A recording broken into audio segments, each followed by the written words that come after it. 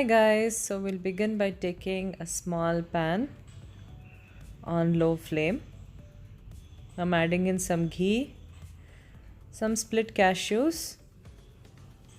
Saute the cashews in hot ghee for a minute. Then we'll add in the rava. This is all on low flame, okay? And mix in very well so that there are no lumps. And we'll fry this on low to medium flame for about 5 minutes and then turn the flame off. Put it in a plate and allow it to cool down for about 10 minutes.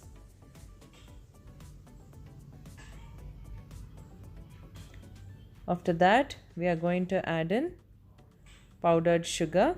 Yes, you need to use powdered sugar here itself. Ghee and some milk. Okay.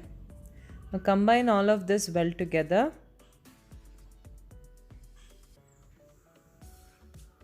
Crumble it so that the entire mixture is mixed in well.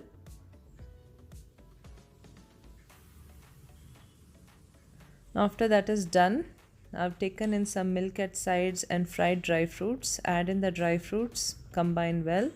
Just dip your fingers in the milk and combine that portion of the mixture and take it, scoop it up in your hand like this and keep pressing it. You need to bring it all together. So you need to press it hard and then release. Press it hard and then release. By the time you do that, it will form a shape and it would be binded well together.